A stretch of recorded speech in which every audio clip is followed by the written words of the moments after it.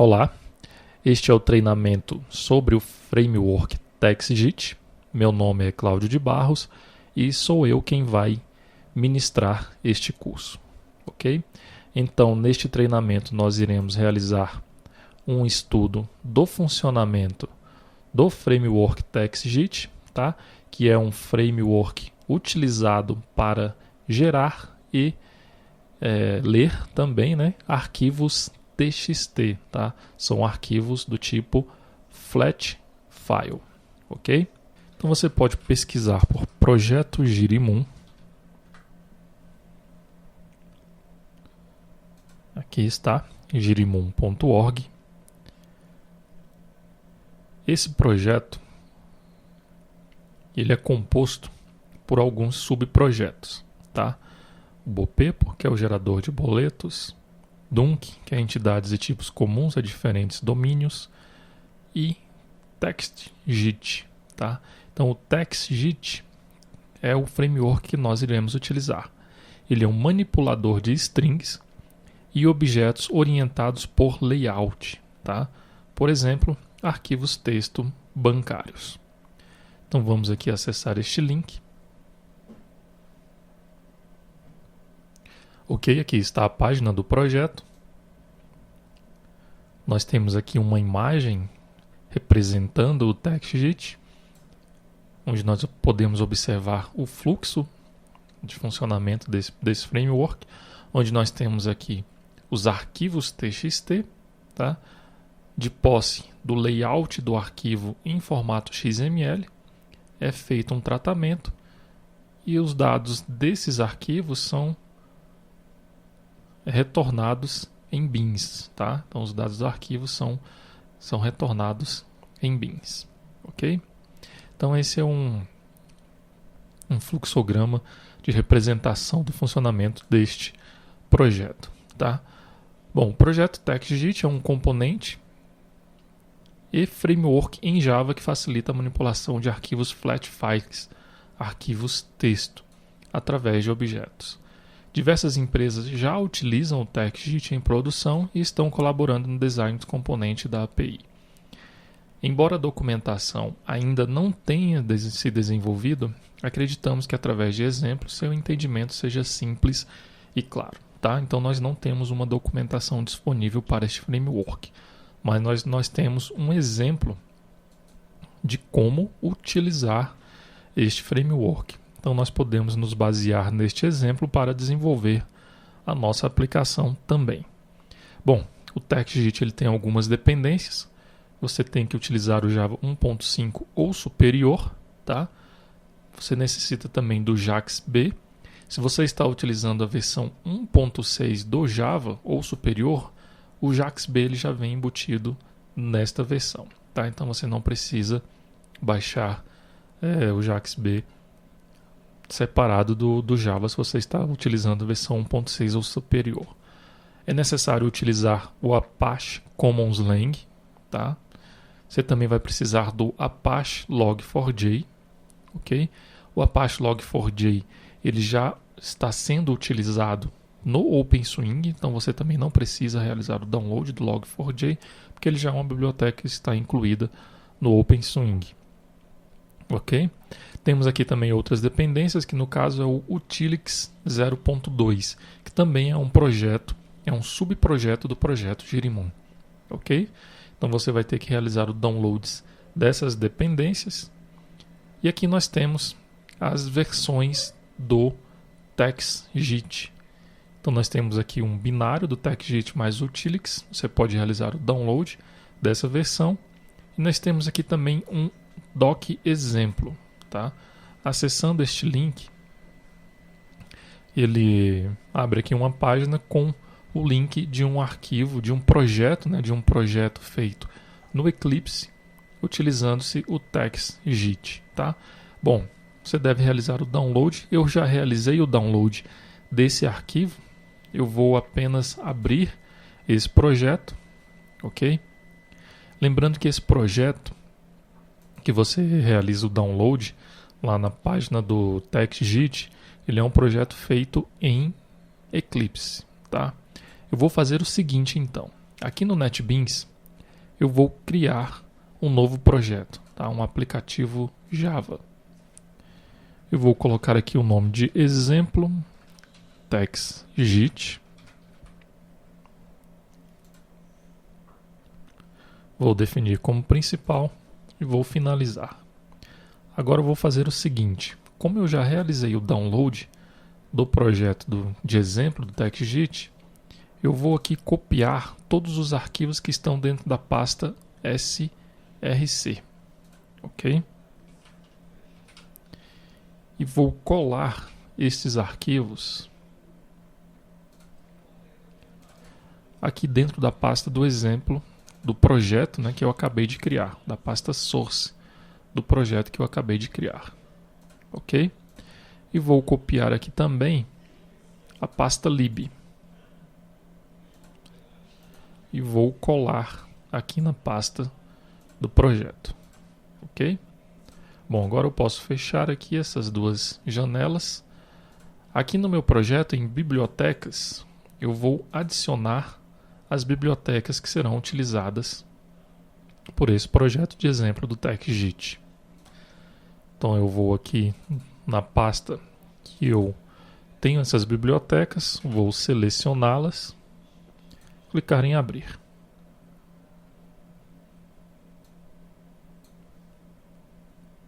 Ok.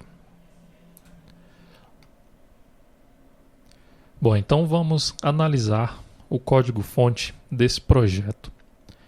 Vamos aqui analisar a classe exemplo escrita contabilidade toy. Eu vou fazer o seguinte: eu vou executar essa aplicação. Vou aqui em executar arquivo. Ocorreu uma exceção.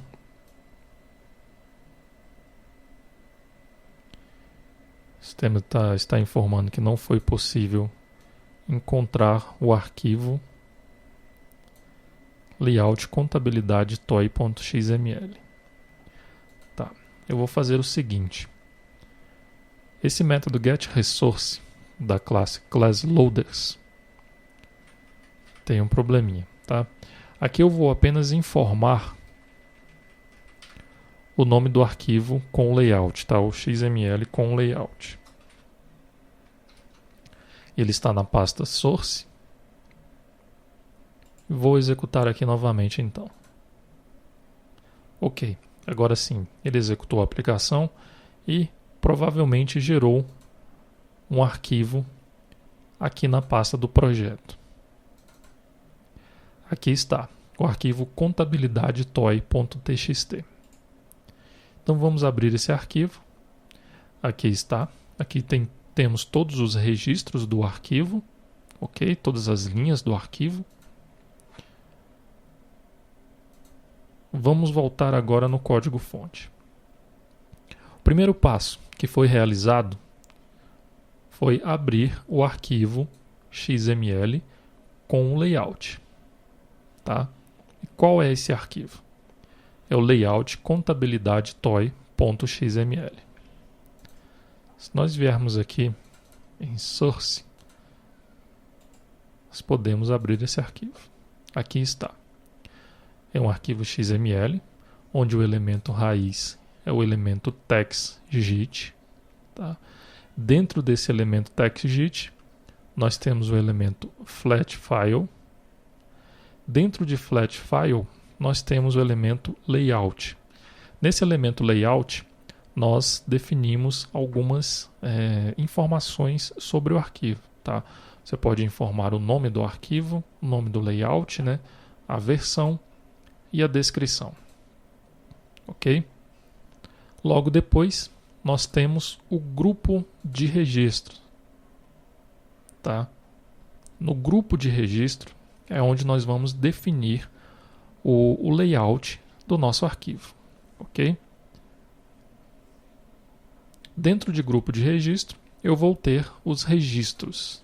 Tá? Lembrando que cada registro ele representa uma linha no meu arquivo. Por exemplo, eu tenho aqui o registro cujo nome é o header. No arquivo que foi gerado, esse registro ele representa é representado por esta linha. Ok? Então, a primeira linha do arquivo é o registro header. E cada registro tem um grupo de campos. Ok? Sendo que o primeiro elemento que está dentro do grupo de campos tem que ser um elemento ID type. Ok?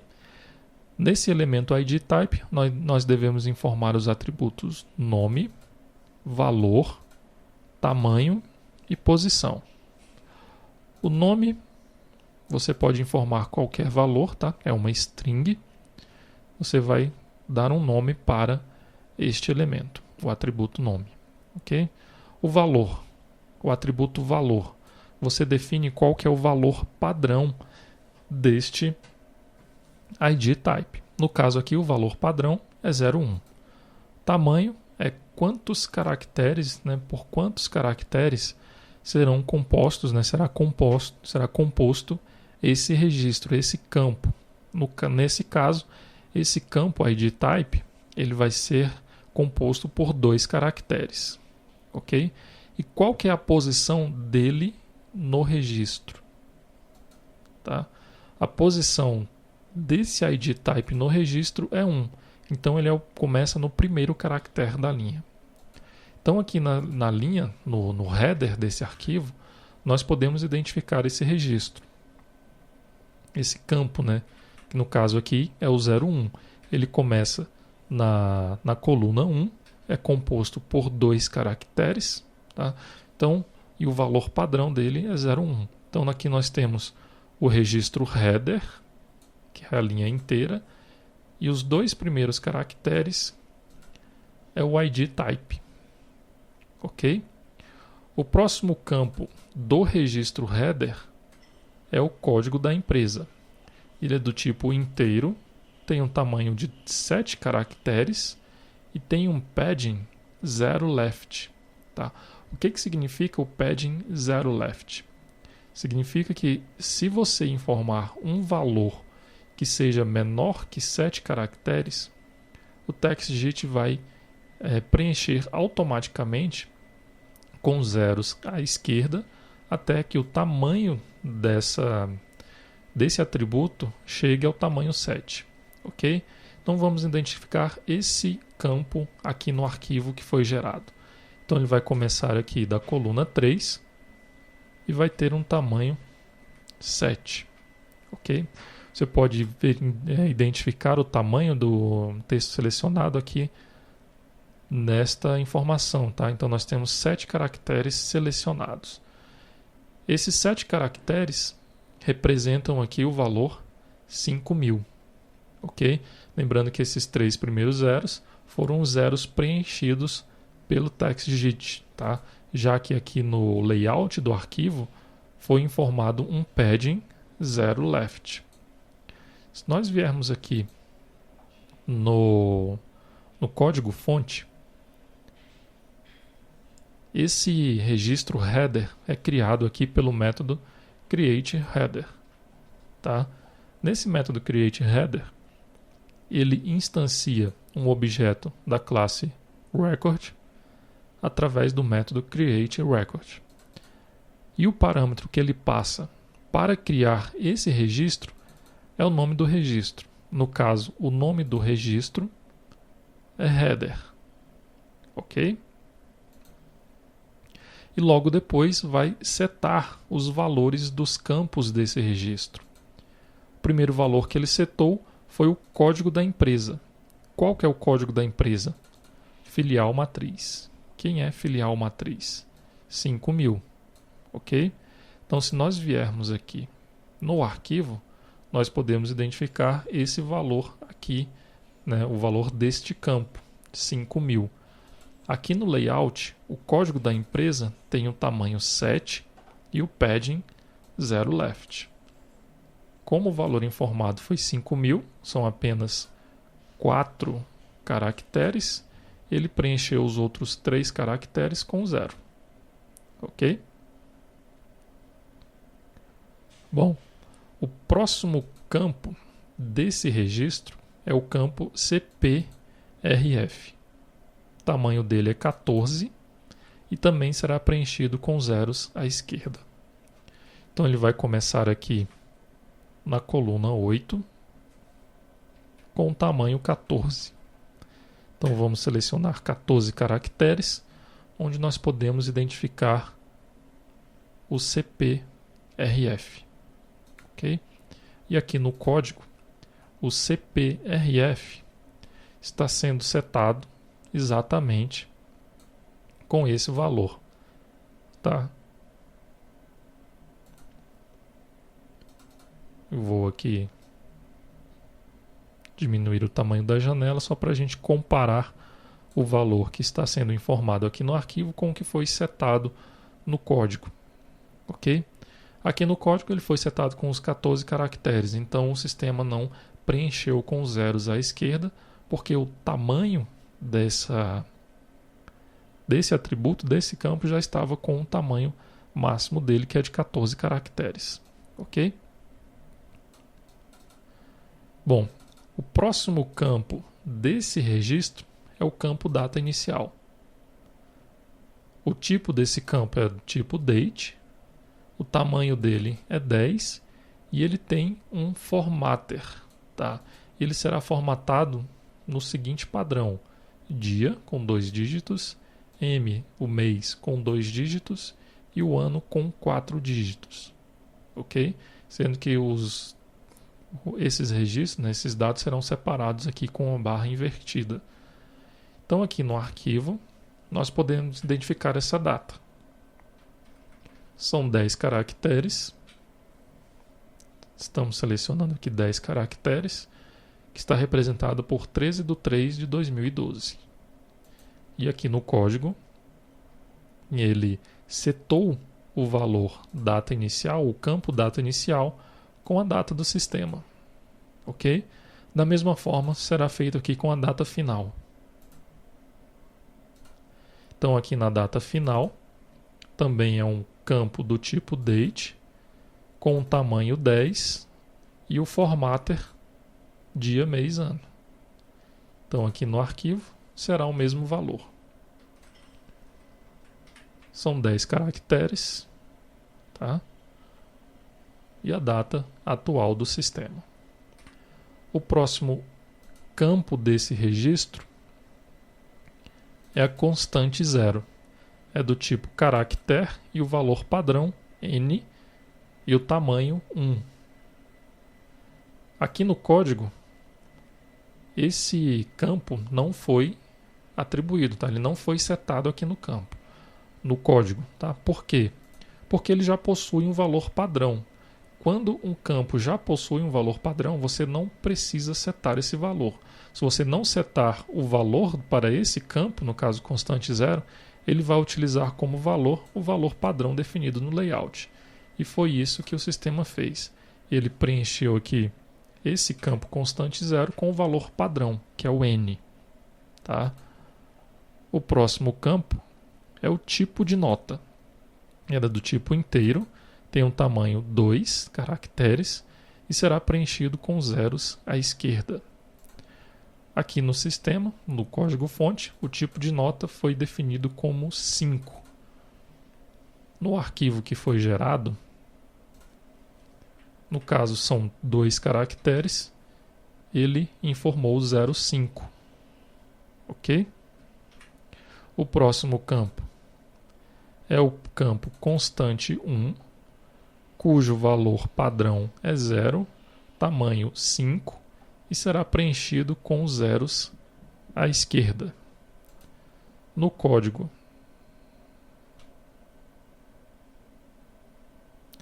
ele não foi setado, tá?